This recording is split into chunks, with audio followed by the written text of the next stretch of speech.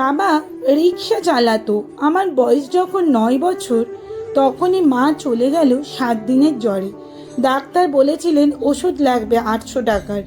বাবার পকেটে ছিল মাত্র 40 টাকা। সেদিন রাতে বাবা অনেক কষ্ট করেও টাকা জোগাড় করতে পারেনি মাকে বাঁচাতে। কখনো নিজের জন্য কিচ্ছু কিনতো না, ছেঁড়া জুতো পরে রিক্সা চালাতো। আমি রাগ করতাম, বাবা তোমার পা কেটে যাচ্ছে না, নতুন চটি কেনো না কেন? বাবা হাসতো আর বলতো, তুই আছিস, এটাই আমার নতুন চটি।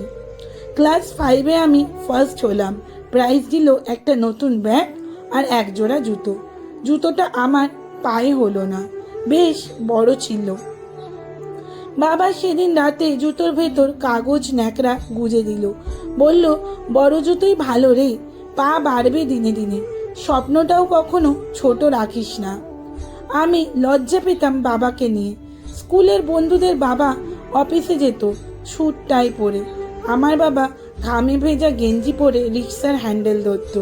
পা দুটো ধুলোয় মাখা, চটি ছেঁড়া, আঙুল বেরিয়ে থাকতো। উচ্চ মাধ্যমিকের পর আমি কলকাতায় চান্স পেলাম ইঞ্জিনিয়ারিংয়ে। বাবা ভিটে জমি বন্ধক দিল, এটাই শেষ সম্বল ছিল। যাওয়ার দিন স্টেশনে বাবা আমাকে ছাড়তে এলো, মাথায় হাত রেখে বলল, যত কষ্টই হোক ছেড়ে চলে আসবি না।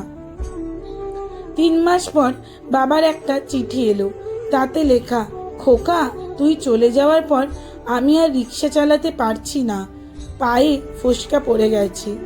এখন লোকের বাড়ি কাজ করি, 100 টাকা রোজ।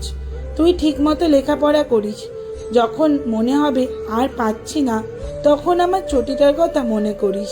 দেখেছিস তো ওটা ক্ষয়ে গেছে, কিন্তু পুরো ছিঁড়ে যায়নি। আমিও তোর জন্য ক্ষয়ে যাব, কিন্তু ছেড়ে যাব না। তুই শুধু থামিস না বাবা। সেদিন হোস্টেলের ছাদে বসে অনেকক্ষণ কেঁদেছিলাম। সেদিন বুঝেছিলাম পৃথিবীর সবচেয়ে দামি ব্র্যান্ডের জুতো আমার বাবা ছেঁড়া চটির কাছে সমান হতে পারবে না। কারণ ওই চটির প্রতিটা কোণায় একটা সন্তানের স্বপ্ন সেলাই করা আছে। আজ আমি ইঞ্জিনিয়ার, বাবার জন্য এসি ঘর কিনেছি, এসি গাড়ি কিনেছি, কিন্তু বাবা এখনো খালি পায়ে হাঁটে ঘরের ভিতর। আমি বলি, বাবা চটি পরো। বাবা হাসে আর বলে, চটি পরলে তোকে মানুষ করার কষ্টটা ভুলে যাব রে। এই কষ্টটুকুই তো আমার অক্সিজেন। জীবনে যতই বড় হও, পায়ের তলার মাটিকে কখনো ভুলো না। আর যে মানুষটা নিজের পায়ের চটি ক্ষয় করে তোমাকে পথ দেখিয়েছে, তার ঋণ শোধ করা যায় না, শুধু মাথা নিচু করে প্রণাম করা যায়। পাঠে অঞ্জলি ঘোষ, কলমে কিয়া দাস। লেখাটি কেমন লাগলো অবশ্যই কমেন্ট করে জানাতে কিন্তু একদম ভুলবেন না। আর যদি ভালো লেগে থাকে তাহলে একটি ছোট্ট লাইক ও শেয়ার করার অনুরোধ রইল আপনাদের কাছে। আর হ্যাঁ, ভিডিওটি কে কোথা থেকে দেখছেন সেটাও কিন্তু কমেন্ট করে জানাতে একদম ভুলবেন না। ধন্যবাদ, ফলো করে দেবেন দয়া করে।